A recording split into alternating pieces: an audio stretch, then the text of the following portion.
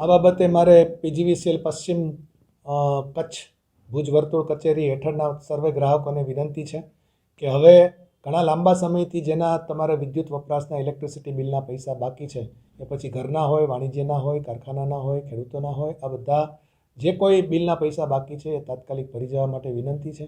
જે ગ્રાહકો regular bill ભરે છે એમને તો અભિનંદન આપીએ જ છીએ આપણે, પણ જેમના બિલ બાકી છે અને ડિસ્કનેક્શનની કાર્યવાહીમાંથી મુક્તિ મળે, કારણ કે એક વખત કનેક્શન કપાઈ ગયા પછી ફરીથી એ કનેક્શન જોડવું, એને લગતી બધી વિધિઓ કરવી, એના કરતાં અમારી પાસે ઘણા બધા વિન્ડો સિવાયના પણ ઓપ્શન્સ છે, જેમ કે ક્રેડિટ કાર્ડ છે, ડેબિટ કાર્ડ છે, યુપીઆઈનું માધ્યમ છે, કોઈપણ બેંકની એપ્લિકેશનમાં પણ તમે બિલેબલ કન્ઝ્યુમર તરીકે એડ કરી શકો છો. તો વિવિધ અનેક પ્રકારના માધ્યમો છે.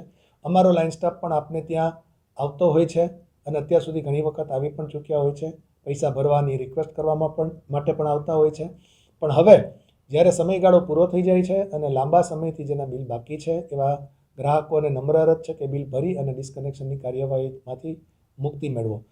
30 જાન્યુઆરીએથી મેગા ડ્રાઈવના અનુસંધાને પૂર્વ અને પશ્ચિમ કચ્છની ઘણી બધી ટીમો ભેગી થઈ અને ડિસ્કનેક્શનની કાર્યવાહી કરી છે અને આ કનેક્શનની કાર્યવાહી આ મેગા ડ્રાઈવ પછી કન્ટિન્યુઅસ જુદી જુદી ડ્રાઈવના અનુસંધાને નખત્રાણા ડિવિઝન, માંડવી ડિવિઝન અને ભુજ ડિવિઝનની અંદર રહેલી 20 પેટા વિભાગીય કચેરીઓમાં સતત ચાલુ છે. આ ડ્રાઈવના અનુસંધાને સારી એવી અમને સફળતા મળી છે, પણ ગ્રાહકોને ડિસ્કનેક્શન કરવું પડે છે, એની બદલે બિલ ભરી જાય તો આ બધી કાર્યવાહીમાંથી મુક્તિ થાય.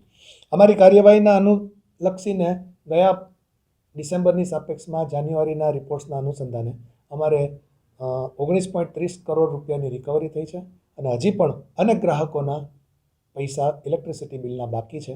તો તાત્કાલિક આ ભરી જવા માટે નમ્ર અરજ છે, ફરીથી અરજ છે.